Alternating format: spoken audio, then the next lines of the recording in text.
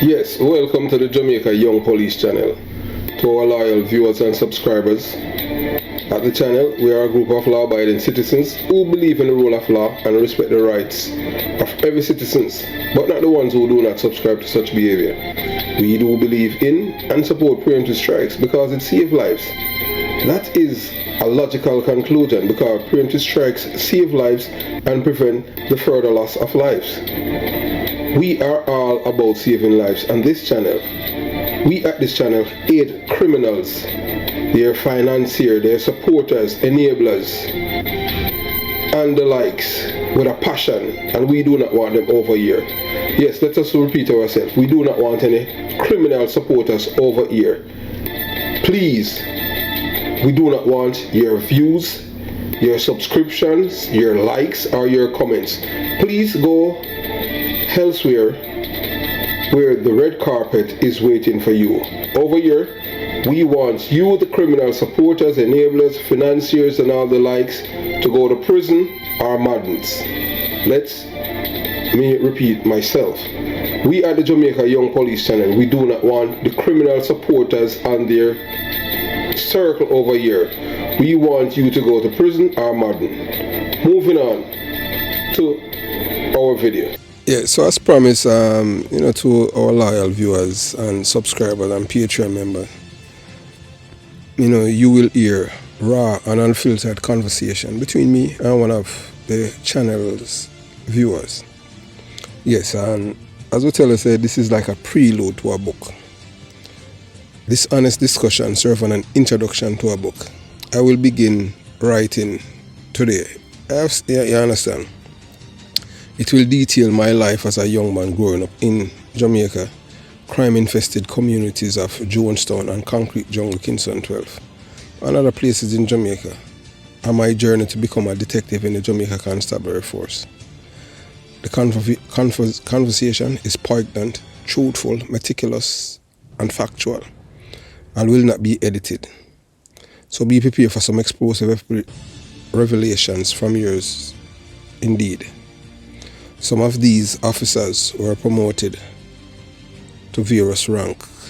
One of them was promoted to an assistant commissioner of police, and his name is Derek Clappy Knight, Arsmouth, Cowboy Knight, Donovan Oxoconnor, Oswald Ear, Altaman Parra Campbell, and Detective Sergeant Taylor is passed away, O.C. Bud Spencer. So these names are significant within the JCF hierarchy and are known for their roles and the protection they receive. So in our conversation, you'll hear a white man from England, a former Deputy Commissioner of Police, Mark Shields, who was privy to critical information I shared about criminal activities such as murder and robbery involving some of these policemen. He betrayed me. Mark Shields exposed me as an informer in the Jamaican Star, risking my life. This occurred while he was in the company of a known protector, SSP Calvin Benjamin, who was friends with all of the people involved. So this is just a glimpse of the blockbuster information I will share. None of the conversation has been edited, so be prepared for some explosive revelation from yours truly. This is totally different from Patreon and joining the channel. This is about me, my personal life and experiences in the Jamaica Constabulary Force. So the book that I will release, this conversation, it can be used to teach even law enforcement anywhere in the world to know about how corruption is within law enforcement circle and how to read it. So I want you watch, you listen, you decide. Because when he was a youngster in school, I never saw that side of him.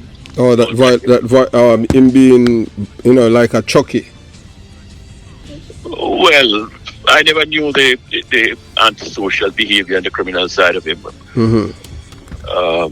But it goes to show that a lot of them that grew up in that environment, Yes, I would be on military operations or police operations, and they might have been cut down. But it's just quite frightening because there's a difference between when you're a child. I grew up in a home where my parents were in the civil service. Right. But I was like not an outcast, but someone who had never passed for one of the popular schools, and therefore I went to senior school for a while. Oh, you went to Kingston Senior?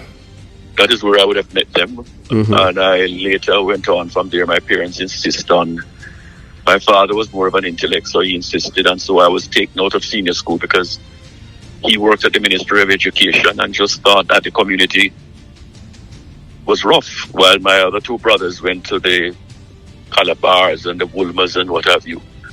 So that's how I came in contact with them. So I went to school with a lot of people. I remember one guy, Dennis Shaw, I think he lived on Paisley Road. And Harvey Henry and Ripton Hilton. So I later learned in life. There's another fellow who came from Jonestown. I think he became a customs officer. Lascelles Mary. Yes. You know him? No, I heard of him. Because you guys are older than me, you know. Without a doubt, I figure as much. Yes. So, but I listen to you speak. I mean, there are things that I am more Jamaican than anything else, and therefore I never did subscribe to antisocial behavior. Yes.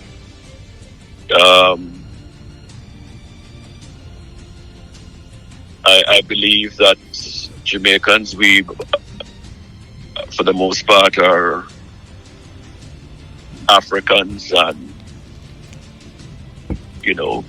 might have grown up poor, but I don't think we have to exhibit the kind of behavior we did, and how we get our stripes and how we get attention. And well, you just said the right word. I think the thing is that, as my mother said, the reason why Jamaicans behave in that way is because it's lack of love, and that's the only way to garner attention. So I would disagree with you, not just with the lack of love. Jamaica, listen to me, there's a segment of the Jamaican population in the early 60s, late 70s. And if you do a poll, I'm more of a scientific minded person. If you do a poll of the so-called, you call it ghetto, the inner city areas. Right. And if you look at the poll, it's almost like a lost generation. A lot of our youths grew up there are a lot of Jamaicans who grew up in urban or rural areas that are poor. Right. And had levels of hardship. But there's an atmosphere in the lower Kingston urban metro area that promotes antisocial behavior. In other words, recognize if you're not involved in a danmanship and exhibit a certain kind of behavior. That's true. And it becomes an epidemic of antisocial behavior.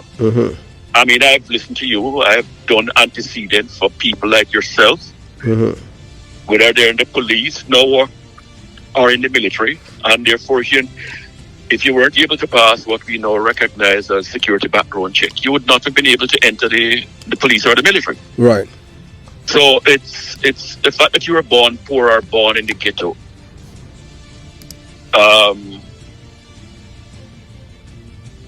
It says a lot about the social and economic environment in which you're about. But there are quite a number of people. And I can give you an just to let you understand the point I'm talking about. Right. I can name people. For instance, look at Colonel Linton Graham. Colonel Linton Graham went to Trenchtown Comprehensive High School. Right. Okay? I don't know if you know Linton. No, I don't know him. Okay. I can name a number of people. There was a young lady who I met during my time in the private sector. And I almost fell in love with her. And she lived on half street, and I would drive late at nights and come inside there, and I think she has a brother named Percy, right? So you weren't afraid because those places are like, after 6 o'clock is a no-go zone. No, well, I never had that. I never had that fear. So at the time you were in the military or the police force? I had an affiliation with the military. Mm-hmm. But my experience is so multifaceted. There are people in the military who don't view me as being the military. They've seen me more as being with the police. Right. Because most of my time was spent purely between the police and the military. Oh, so okay. So you were you're one of the people that came over like with Dickie Burt. I came back from very early days, not only from within the police, but also from within the cadets. Mm-hmm. There were people in the military who was afraid of me because they think I was too much inclined to be on the police side, because there was that anti-sentiment against the police and what have you. Mm-hmm. But in another breath, the police, lower and people who have become senior command was never trusting of me. Mm-hmm. Because I'm someone who works in the intelligence field. Right. And I never exhibited. I'm someone who's very vocal, and I'm not someone who's prepared to sell myself short. Right. I'm not just a patriot, but I'm also someone who recognizes as a nationalist Jamaica's crime, Jamaica's social economic problems, and and what has led to poverty and the underprivilege of some of our people. So it is multifaceted. Right. It has its tentacles all over the place. Historically, after slavery, most Jamaicans have dark pigmentation, never got land, they never got anything. True. And we grew up poor, and we were always encouraged by some of our parents who had some levels of intellect. Right. Pass it on to their children that the way out of poverty is going to be through education. Right. Whilst others now don't see it that way. Yeah. But the influence of the inner city that they're from is so strong. It's like a magnet that pulled them to antisocial behavior more. Mm-hmm. I went to senior school, and when I went to senior school, the people who I met there, I mean, by day, they might be distracted by a different environment. Mm-hmm. What they do after school or what they do once school closes seems to be something different. Mm-hmm. And I was able to derive that when I became operational, both on the police and the military side, with people who I would come in contact with in homes or involved in crime in some of those cities, or some of them would lead to be involved in crime outside and try to make it in, and they'll cut down by the police or by the military. Right. So but you see, the influence from the inner city, or what we call ghetto, yes, mixed with the Jamaican politics, is so strong that people take on and stigmatize and embrace this. Yes. Because when you talk about all of these people that you're talking about, I see a stronger propensity for them to take on the antisocial behavior and promote it to make themselves somebody or to get some level of recognition. Yeah, to make themselves relevant. You have people who come out of that background who today are shining stars. Because our former Chief of Defense Staff, Lieutenant Rocky Shields, came out of Marmalade. Oh, okay. Okay? Yes. Oh, so you served with him in the military? Yes, I did. Oh, okay. Let me just say this to you. More often than not, if you see me, you may or may not recognize me. Oh, okay. Because I consider myself, I'm a true ambassador of Jamaica. Right. I never grew up in wealth. I grew up in a working class home. Right. But I grew up in a home with strong values. Yes. And from very early in my life, I was a patriot. Gravitated. I wouldn't say patriot. I was gravitated to to exercise discipline and danger. Mm-hmm. And the police and the military was what helped to shape my life. Right. Okay? Mm-hmm. It's a phenomenon that when I go back and look, starting back with the people that I know that I met at Kingston Senior School. Mm-hmm. I was like a freak to a lot of them, because if you were from below, if you were from above crossroads. Yes, they see you like an alien. Yes. And I will say this to you, there are those who know me, know of me. And whether it's, I was never part of the in crowd or trying to find myself among that crowd. Right. I was just an average student. Yes, I came from a different social environment. My parents weren't wealthy, but we never snubbed anyone, but we never looked out on anyone. Why we never looked out on anyone? Antisocial behavior was never the order of the day. Right. And if you wanted a place in society, or you wanted a place in which to be able to attract a young lady of one of your contemporaries, then the thing to do is never to promote badness and have your head twined up on all of that. Yes. All right?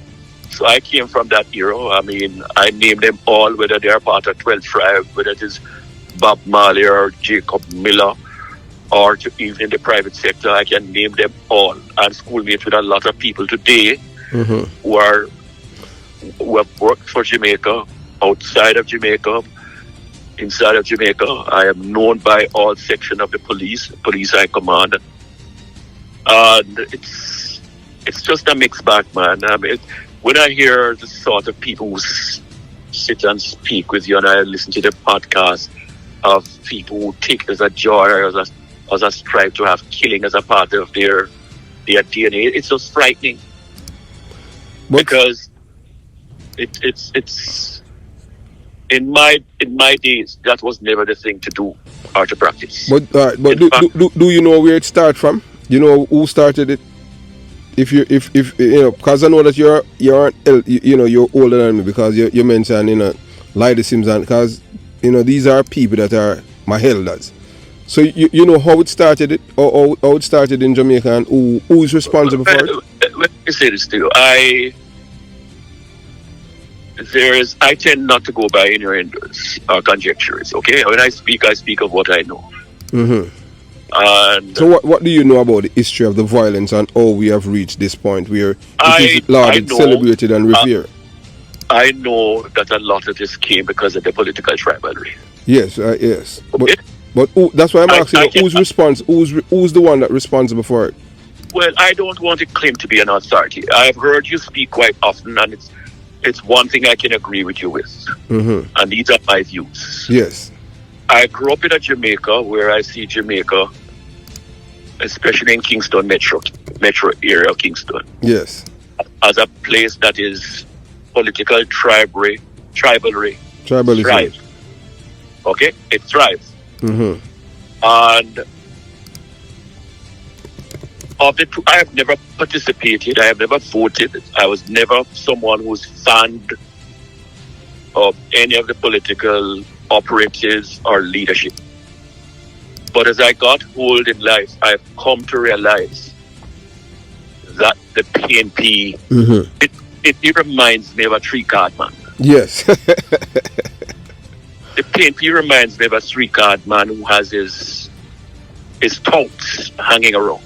Mm-hmm. His touters. Well, I call him his touts. Mm-hmm. And as I grew into adulthood, I have come to recognize that the Jamaican tribal and the Jamaican tribal politics is all about one aim and objective, and is to achieve state power. Yes. All right? If you achieve state power, or whoever is deemed to be successful in attracting state power are the ones who takes all, and you control the spoils. Now, for the people in these inner city areas, they see themselves likely to get their snout in the trough if they are inclined to gravitate to the political tribalism. And the People's National Party has done a tremendous job in controlling the young minds and feed the people into political dependency. Yes. And if you do that, it takes on a life of its own, and then you have the numbers on your side. Because most of the people, that's how the people become lazy and dependent on the government. Well, there you have it. Now, if you have had, and I have lived in a number of places around the world. Right. I am multifaceted to the point wherein I'm not political, but I'm also someone who majored in political science. Right. So if you apply the science to it, and if you apply the economics to it, you apply the sociology to it, and collectively you put everything together, then you're able to analyze and detect Jamaica's problem. And Jamaica's problem is, the problem all starts with the political tribalism and to gain popularism. Mm-hmm. And the PNP is known. That is why the argument is made that PNP is Jamaica is a PNP country. Yes. For instance, the PNP historically, having held political office the longest for so long, has been able to carve out a niche for itself. How does it does that? If you listen to your parents, my parents, and 10 other parents, indicating to their children the importance of education. Right. Most of us were fed and told that the way out of poverty is through education. True. So some of us who were fortunate enough to have made something of ourselves academically have gone on to become the intellects. Okay? The person who has moved out of that class and has been able to move into what we now refer to as the middle class. Right. Those persons are the voices of the academia. Those are some of our legislators. Those are some of our doctors. Those are some of us who have transcended and we might have entered the Army Officer Corps. In other words, we have climbed and have made ourselves and have arrived in what we call a privileged class. The others who don't make it, there was a time that Jamaica promote what you call through, even at senior school I saw it. We now call it vocational centers or tradesman work. That is where our welders came from. That is where our mechanics came from. All right? Electricians. That is correct, and that is why we had the like of Hunter Tech and Kingston Tech and Stetson. And Parental, right? Yes. That's correct. But there's a generation that has become, as former Omar Davis, Mr. Finance has put it, they are irredeemable. Okay? They're uneducatable. Right? And those persons find themselves in an enclave that their tools is better used by both sides of the political tribalism. And what you have, it takes on a life of its own. Speak to anybody who does sociology, not just on Jamaica alone. For instance, if you go to Latin America, right? If you go to other parts of South America, right? The same thing is being practiced. It might be in another language, another culture. But as it speaks to the English-speaking Caribbean, where for the most part, we are Negroes, our politics is nothing but a sharp divide. And that's why I started listening to you. If people like yourself, and you describe yourself as a patriot, wants to do anything and want to be a part of Jamaica's history, it is nice that you can point out the tribalism, but the next step is how can you make and transcend that generation, like your generation or my generation, so that the child that is unborn and the next generation that is yet to come would have been able to reflect and review and look at our history. Because we had poverty in our era, during our times. We never had technology. We never had the levels of communication that we had now. Most Jamaicans who are a part of the dying breed now in this generation had, and even if you came from a privileged home, you had some level of wants. So poverty cannot just be used as an excuse to some of the social ills that we have. No child that was born at Victoria Jubilee was born a policeman, was born an army officer, or was born a gunman. If you know, are you familiar with an incubator? You know what an incubator is? Yes, man. That's it used to preserve the baby's life. Okay. Now, an incubator is also an environment that is used to identical and portray and to achieve exactly what you want. And therefore, if we create an environment and an incubator,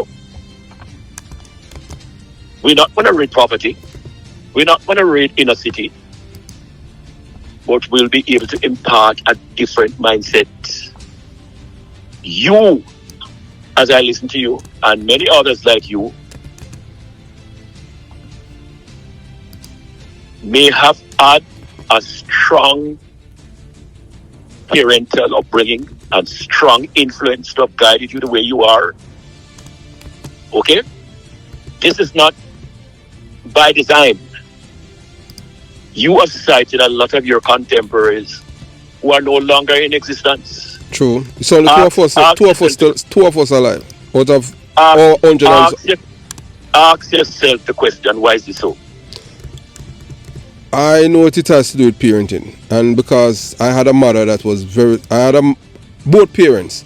My father didn't talk that much, but my mother, she was very, very, when it comes down to education, she always reminded me that the only way, because I am from the ghetto, I was born in the ghetto, you know, and she says, I hear you. Yeah, she says the ghetto, when you live in the ghetto, she said the ghetto means to get out, and she says the only way for us, the only way for you, even after we had leave, because although we had moved from Jonestown to Waterford, my mother even said the same culture had moved with us, because the same people, some of the same people, we are seeing them in the community living with us. So the only way to escape this environment is through education. And you have to see yourself in another person. You have to love yourself first and then extend the love to the other person. I've heard you spoke about your mother. Yes. I've heard you spoke about from where you are. I am here to say, yes, you have a very strong role model and you have a very vocal mother. Right. But there were also other, you might not recognize it now or remember it now because distance and time are a way of separating us. Right. But you had other strong forces in your life. Yes, man. So in other words, when you look at it collectively, the man that you speak of, Christopher Porter, and the end product of who you are today, it is hard for you to trace everything. But True. yes, you had a vocal mother. Missing today is not just the vocal mother, but most Jamaican males grew up in a single parent home. For the most part, that is fathered by mother. Look at our social values. Oh, that's non-existent. We don't have that anymore. Okay, so I'm saying all of this to you. When you have young minds in your early stage, primary stage of your life, if your mind and your environment and what you're exposed to did not help to inculcate a steady development in you, then some of your traits would have gone through the window, being a policeman. That is so true. And let me say this to you. I hear you talk. You don't know who you're talking to. I know that. I can tell you everything whether it's from the recruiting stage, Mm-hmm. all the way through the training school, the mindset, all the way into how promotions are done and how crimes take place. If I should allude to things that I know, but I'm the person who don't spend a lot of time just talking about the past. How can we make a difference? How can we make things differently? I'm sure you have created a wide listenership, and I've heard that, whether critically or there are some people who believe you're trying to become relevant by talking about a lot of the historical past. But you cite your experience, you come with a mixed bag, so you get attention from all handles. If I ever decide to speak, because my experience is just not with the police, Mm-hmm. I am multifaceted to the point wherein I know what it is to have run empires. I know what it is to have been successful. I know what it's like to have employed large numbers of people. I know the mindset of a police, whether he's coming from the cadet or he's coming from leaving the training school and come to a station and meet a rogue. I can tell you everything scientifically, the same thing about an enlisted soldier in the military, Mm-hmm. right up to the officer level. All right? So I have a mixed bag, but I believe that people like yourself and others outside here who are prepared to speak and to be vocal, it is good sometimes when you can make some of the names and call out some of the names that you're calling out. But the question is, after all this is said and done, I hear one thing coming out of you. And it's the color of the flag. When you live in Jamaica, Jamaicans view Jamaica differently. They view Jamaica according to the color of the shirt. Yes. If you live outside of Jamaica, anything at all that involves Jamaica, it gets your attention immediately. Mm-hmm. So what does that tell you?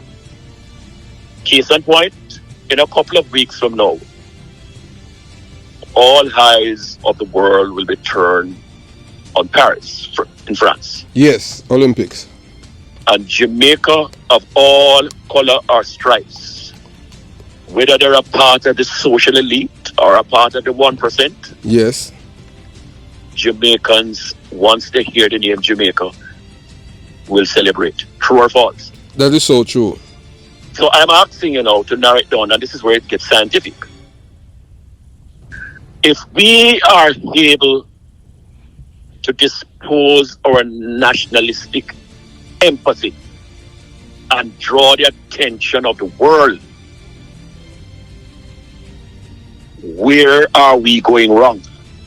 Let me give you a case in point. Mm-hmm. I was an highly influential member of the private sector organization of Jamaica Mm-hmm. in the early 80s and 90s. It was myself and Captain Burrell and the likes of a number of us who might not have gone public that helped in funding Jamaica's reggae boys, taking them to France. Yes. I've always considered myself Jamaican and a diplomat for Jamaica more than anything else. Right. And so the way I speak, the way I conduct myself, it has always been like that with me. And I will never forget it. Among our group, among the contingency of Jamaicans on our chartered flight Mm-hmm. to France, I remember two of my a couple of well-known Jamaican affluent businessmen. And I heard them touting this name and talking about corn and corn and corn and corn. And I've come to realize they were referring to a gentleman that they refer to as popcorn. Oh, from Tivoli Gardens. Well, there you have it. You're telling me that I come to know that later on. Mm-hmm. Because he blended amongst us. And I was wondering what was this man's claim to fame, because he got a lot of attention from the women, uptown women. Mm-hmm. and the people were a part of the Jamaican 1%. Mm-hmm. And so as we journeyed together from time to time, I remember we were staying at a hotel, the Roosevelt Hotel, in a little side street off the Champs-Élysées in Paris. Mm-hmm. And the word got around because Jamaica was slated to play Croatia.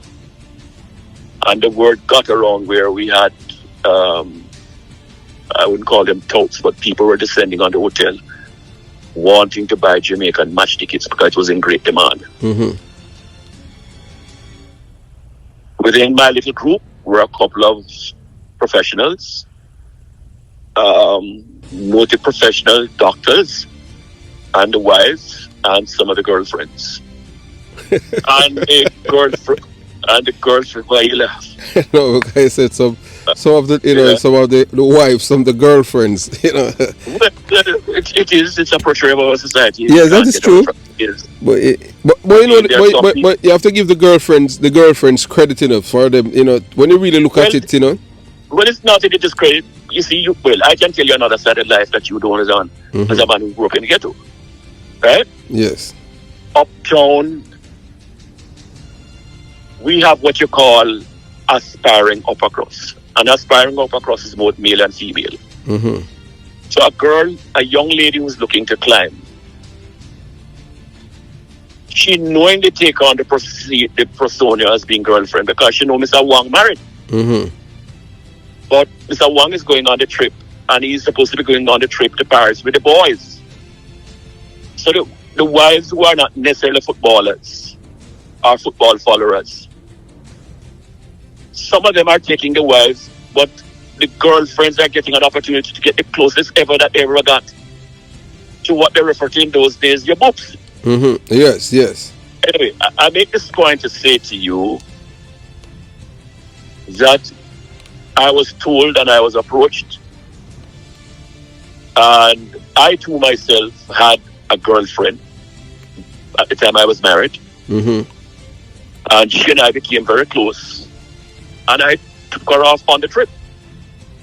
When we started walking along the commercial area leading up to the Champs-Élysées, which is the Eiffel Tower, mm-hmm. a group of scalpers approached us and was offering $5,000 for Jamaican match tickets. Mm-hmm. And among our group, the wives or the girls started to chit-chat, and some of the women were taken up because $5,000 in 1998 is a lot of US dollars. Yes, that's true. All right? And collectively, some of the ladies decided to sell their match tickets. Mm-hmm. My lady was amongst one of them, and therefore, when match time, she said give her $5,000. She would go shop. All right? Right. And I say all of this to you. So as we walk along the Champs-Élysées in Paris, mm-hmm. a chill of air came across us because not that we never knew Jamaica was a popular place. But everywhere you go, it was Jamaica. Now, if you know anything about Paris, Paris is the equivalent of downtown Kingston Parade. Mm-hmm. Whole heap of black people. And why is that so? Because remember, all the colonial colonies of France, whether from Algeria to Morocco or Benin in Africa, they have overshadowed the white population in France, in Paris. Mm-hmm. So if you've ever been there before, just picture going to Paris. Paris is not a white country. Yes. All right? And so it is not that Jamaica was a rare phenomenon. But what shocked us, everybody wanted a piece of Jamaica. I've seen Jamaican uptown, white Jamaican, take off them t-shirt and them belts and sell it to white people in France. Mm-hmm. And for somebody who has lived and traveled extensively, I say to myself, what is it that is so unique about us? Everybody wants to be Jamaican. That is true. Okay? I'm one of the people who toured West Indies cricket and went to Australia. And Brisbane is the equivalent of what they call the Gold Coast. Right. And while being in Australia, we're sitting in the stands, and we were approached and overrun by a group known as the Aborigines. You ever heard of the Aborigines? Yes, man. That's the black people in Australia. Okay, well, that is the equivalent supposed to be, but these are people with broad nose and Yes. nose and Negro features, but our lighter shade. Yes, and they went through Yes. traumatic. They should not be there. They should not survive what they did. Well, they are the equivalent of what we have in Jamaica for our Maroons. Yes. All right. Yes. I mentioned this to you to say large numbers of them came and descended on the stadium and befriend Peter Bunting, a well-known Jamaican attorney named Don Kelly, and there was a policeman there, an ex-police officer who I worked with for a number of years. He died now. What the hell is his name? Pusey. No, not Pusey. In fact, he was relieved. They had to retire him in the public's interest. He was slated to he would have been commissioner, coming up to be a commissioner. He owned a gas station at the back of Monroe Road, and he was held up and shot there. Oh, Albert Richards? Albert Richards, okay. And they came amongst us, along with all the Jamaican who the head of the Medical Association, Dr. Trevor McCartney, and all of us were there. And they came among us and talked us into giving them our Jamaican flag and the West Indies flag. They spent the rest of the time with us. The women were even willing to come and stay with us at the hotel. And when we offered them breakfast from the hotel, they told us that they were very anti-whites. And they started teaching us the history between themselves and the white Australians. Yes. And even when we tried to get them to eat scrambled egg or donuts, they would never eat it because these people are accustomed to eating from the soil. Right. Snails. And they were not there to cheer for Australia.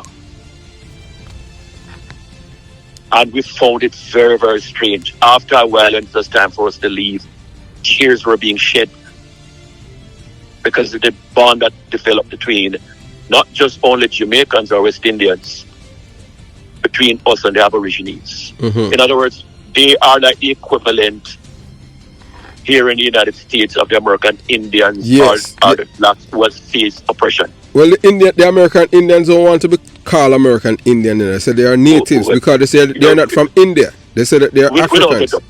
Without a doubt. But I mentioned all of this to say to you that these people face far more social and economic deprivation. I would call it terrorism. Well, your choice of words. Yes. But I would say this to you, these people's survival, the chance of an Aborigine to make it to anything close to being even academically savvy is slim. True. And you know the reason I mention all of this? I'm leading back to what we're talking about with Jamaica. Yes. When you listen to your platform and listen to the people who speak and listen to how we even refer to our own law enforcement and their experience and Chucky Brown and what man is, and take that same scenario to another environment with people who have the same political, economic, social lack of it or lack thereof. And when you take those people out of there or look at even the environment in which these people live, you see a complete different end product. I have lived in Trinidad for a number of years. Like Trenchtown, you have a place in Trinidad known as Laventille. Laventille is an hill oversitting the capital of Port of Spain. And the same economic deprivation, the same political rivalry. For instance, in Trinidad, you have what you call the popular party like the PNM, like the PNP. You have the PNM. And historically, the PNM control the political electorate in Trinidad. Trinidad has what you call the UNC as its opposition, and it's mainly, and its leadership is Indian. You have new parties that show up overnight, the NIR, but none of those opposition parties collectively among themselves can form a government. They have to be able to take votes away from the PNN. Any government that has existed, even when they had the coup, and the PNM is known to have had, for the most part, Afro-Trinidadians. Right. Now, I take all of this to you to say, if you've ever been to Trinidad or familiar with Trinidad, not long ago, Trinidad saw themselves as the breadbasket of the Caribbean. Mm-hmm. Okay? They're right off the tip of South America. They had, like how we have tourism, their economy was an oil-based economy. Right. And when you read data and scientific analogy of Trinidad, but you get on the ground and get into their capital, Port of Spain, based on the data and the readings that you find are coming out, you find a stark difference. And Trinidad is more of a mixed population than Jamaica. Yes. Okay? I'm not asking, I'm telling you that. Yes, man, I know that. Traditionally in Trinidad, the Indians are the farmers. They are the breadbasket that feeds the nation. For the most part, the blacks are the blacks and some of the Indians that make up the civil service. The police, the army, right? Mm-hmm. But if you leave, having left Trinidad for a couple of years and go back, when you land at the airport, at Piaco Airport, and enter their Indians, customs and immigration checkpoint, Indians, you would thought that you're in Bombay. Mm-hmm. Now, in the earlier years, the people that you would drive by on the street, like you drive by Mandela Highway, and you see table and stalls set up and people were all selling ground provision. It was Indians. Those were Indians. Not those anymore. Those were the ones who are uneducated, but from hard work, they have instilled in their children the same way your parents and I might have instilled education. Mm-hmm. You know who those people are today? They are the ones who are in charge now. They are the decision makers. Mm-hmm. They are the politicians. They are the judges. Look on the Trinidad High Court, and most of the people that sit on the bench are judges. So I mentioned all of this phenomenon to you to say.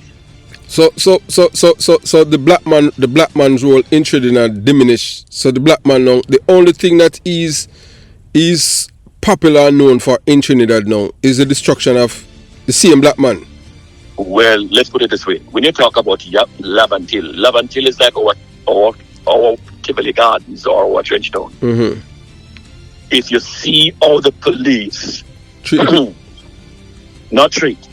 You see like how we have what you refer to as the brand name policeman? Yes. We have a brand name policeman in Trinidad known as Senior Superintendent Alexander.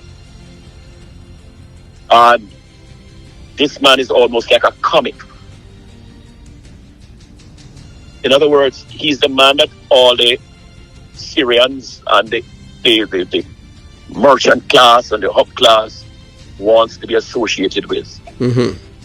If you, depending on who you speak to, people will tell you he's the man who shake down the street corner thug. Mm-hmm. There are people who will tell you that he's corrupt. The government under Keith Rowley instructed the commissioner to send him on leave. He's presently on leave. Mm-hmm. But I say this to you, that the Jamaican phenomenon that you described, where you have the eraship of policing by brand name, Mm-hmm. is no different. It is taking shape and form in the region. We see that same thing now being played out in other parts. St. Vincent and the Grenadines. Name brand Grenada, police too. same thing. Same thing in Guyana. And they have far more of a racial divide makeup than we have with a smaller population. So much so, you might not know this because you might not be at the administrative level, but I can tell you this. We now have what you call a regional police commissioners association. Yes, I know about it. All right. Where we have delegates from each region that represents the individual country. Yes. And a lot of them have taken on the Jamaican persona because the Jamaican Police Academy is now an academia recruiting ground for the police in the region. We conduct courses at the military academy in Monique or at Newcastle, or in the case of flying through aviation. And so Jamaica is a staging ground for a lot of people from parts of Africa, whether it is Ghana or some other parts, and the Caribbean. So they all come to Jamaica to study or to do policing at the police academy. And one of the things that our officers are known for, and if you hear Trinidadian police officers or army officers on their return and the approach and the adaptation of the activities and policing, you would believe, even the way these men speak, you would believe that they're policing an environment like Jamaica. So something is seriously wrong with us as a country. And while it's nice that we can talk about our history, we're going to have to see if we can change minds. Remember, Jamaica is not chairs and tables and cars. It's human beings. I hear you speak of your early days, but think seriously. Not long from now, life will change with all of us. That is so true. Okay? Physically. Yes, because it's as you say, in life, when you reach 50 and over, you're on the harder side of the hill, so you cannot see what is happening on the next side because you're no longer over that side. Well, I don't describe it as a side. I'll say this much to you: when you get to age 40, right, whether you like it or not, the greater part of your productive life is behind you, and your transition takes on another dimension. Yes. But I say all of this to you to say your values, your outlook on life, your values and attitude as you grow older changes. Yes. And human beings, you've been taught that in police psychology when you're doing criminal antecedent. If you ever wanted to find a criminal, that is why we have them listed their last place of reside or where they frequent. Okay? I say all of this to you to say that regardless of all the ills of Jamaica during your days and even beyond, it is only human that at some stage in your life you might be inclined to go back to a zone or to an area where you easily find you're able to blend and comfort. I beg of you to think deep. You are a very intelligent man. Distance time and distance have a way of separating us. True. But as you do your program and pursue other endeavors, ask yourself hypothetically, when you look yourself in the mirror, not long ago, you were 18 to 20 years of age, because you reflect quite early in your early police life. Yes. And as you transcend and left the force and went elsewhere, you've had other bits and pieces to your life. True. And that is what makes you what you are today. That is why you have universities that give accreditation for life experience. I ask you to look, it might be hypothetical, but another 10 or 20 years, And ask yourself one day when you're sitting in that rocking chair, when the phone no longer rings as often, your name no longer appears on the guest list. Yes. You're no longer a porter that everybody remembers. Mm-hmm. Ask yourself, that little place that is known as Jamaica, as bad as it is this a place that I can transition to? Well, that's you know, so that's the end goal that we want, you know, that I would like, you know, for Jamaica. Each and every one. Yes, but presently there's a, as you have stated eloquently, when it comes down to our people in Jamaica, education is paramount, and we are seeing a change in educating the youth. For the first time in Jamaica, Marcus Garvey's been taught in the classroom. From they don't even call it basic school anymore, kindergarten. Because you know, Jamaica as usual, Jamaica used to be, you know, when I was in the military here, people from Africa, I didn't know that the people from Africa, they had Jamaica as the capital for Africa. Did you know that? Some people in Africa. Well, let's put it this way. Remember, you know, don't forget this. It's something you have to factor in. Mm-hmm. Remember, you know, whether it is in Africa or Central America, there's always a privileged class. Mm-hmm. Wealth determine your level of exposure, your level of education, how long you live, where you live.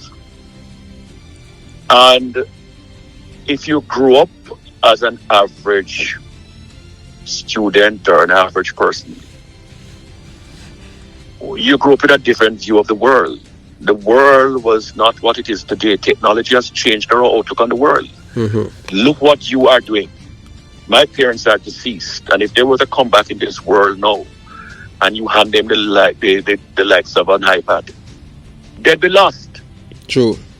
So I say all of this to you to say that every generation transcends. And therefore, some of what you or I might have experienced and some of the ills that is practiced in Jamaica, don't make no bones about it, you know. The next generation will be looking at life differently. And if you can't see that, look at the politics. If Mr. Siaga was alive today, Mr. Siaga's mind would have been blown. Yes. Because it was widely believed, and I've heard it out of him, that Jamaica is a PNP country. Yes. Do you understand the political changes that came about in Jamaica were not by robots or by technology? No, it was by people, humans. All right. Yes. Well, let me say this to you. You might not, I'm so multifaceted, my brother. If you listen to my line of argument. Mm-hmm. I am listening. I got a call from a gentleman last night. Mm-hmm. And I was listening. And this gentleman is one of the privileged Jamaican now, multi-millionaire. Yes. I don't have a lot of friends, but people I take under my wings from I was a very early child in school. Mm-hmm. I'm accustomed to making significantly impact on people's lives. Yes. The man who was my former driver, I have 2 drivers in Jamaica. And life has changed with me that these men are now millionaires. Right. My household helper of 18 years. And I sat down after I came off the call and started looking at my life. Mm-hmm. And even within the police force or even within the army, mm-hmm. I never consider myself the best. But when I look and see knowledge and what I've been able to impart to others, yes. and impact, I say to myself,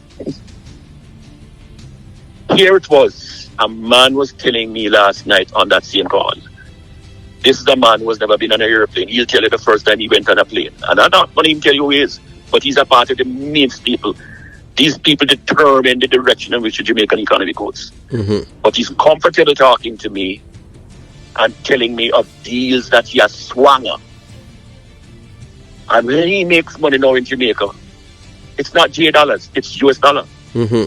The man is on a golf course right now and has just, while I'm on the phone, asked me to hold on, just swing a deal where he made $20 million buying and selling by a property on Spanish Town Road.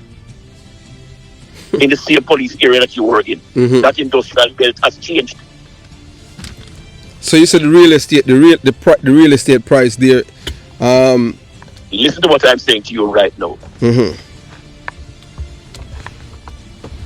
There are some of us who like to talk to look good. Yes. I don't need to talk. All right. Right. I just happen to have saw this picture and had it for some time, and I've been run across your platform, and I decided to send it across to you. Mm-hmm. I don't need to pat myself on the back. In my own way, I've done relatively. But I'm giving you a piece of Jamaica's history Mm-hmm. so that you can understand. And I'm going to give you this now. If you think, don't take my word for it. Mm-hmm. Go out and do your research. If you want to buy a place right now along the new industrial belt, starting from Halfway Tree, heading south along Agley Park Road, Mm-hmm. if you can find a place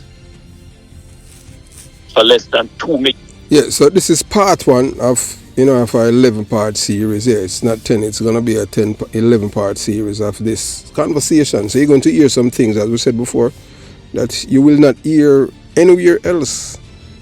When it comes on to honesty and tell you about, as we tell you earlier about the Jamaican constabulary force, and you're going to hear from the scholar. You understand? So, you just, as we tell you, in our conversation, we hear, a white man from England, Mark Shields, who was privy to critical information I shared about criminal activities such as murder and robbery, involved some of these policemen. And Mark Shields betrayed me. Yeah, man, big time. Not only Mark Shields, but we can't say Cliff Hughes betrayed me, but he never do anything. Because all of these police officers, they were doing things for the PMP criminal organization.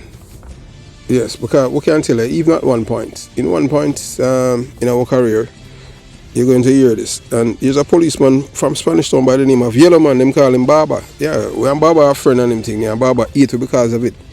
There was a man, two of them were killed. It was a shootout between three men and police officers from Hunsby, young police, and the police officers killed two of the men, them get 3 guns. One of the men, I don't remember his name, but he's I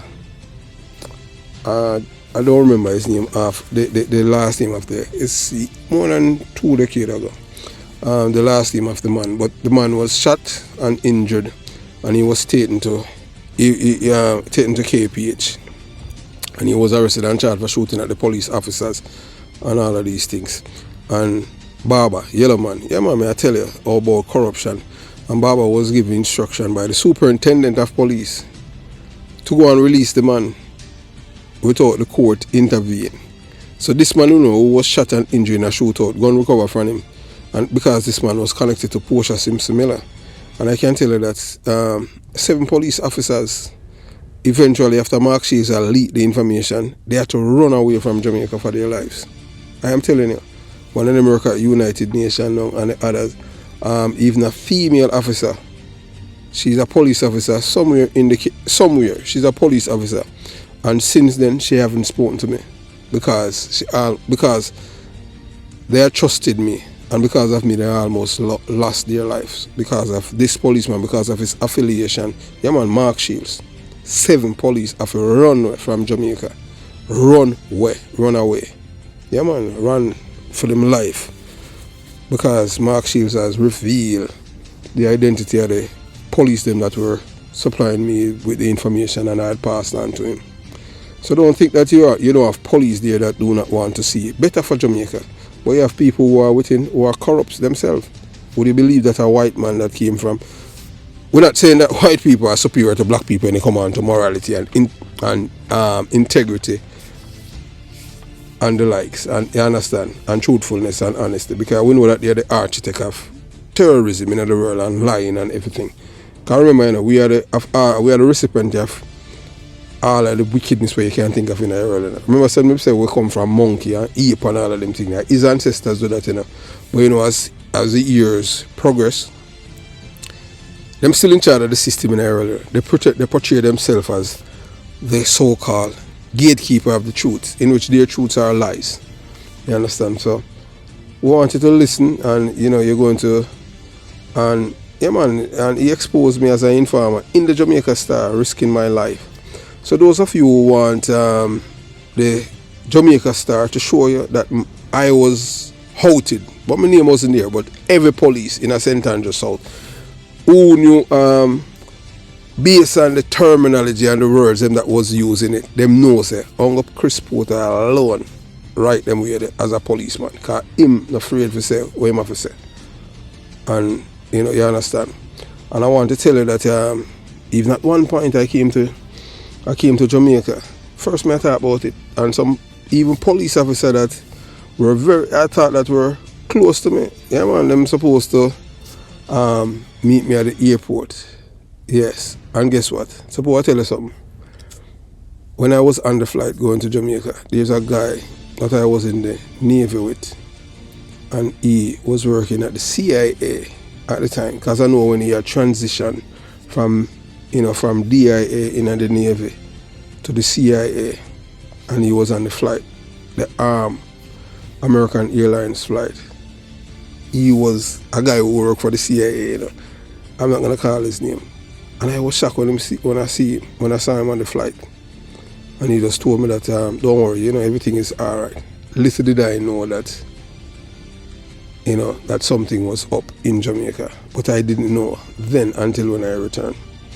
So the officers them who were supposed to meet me at the airport, no show.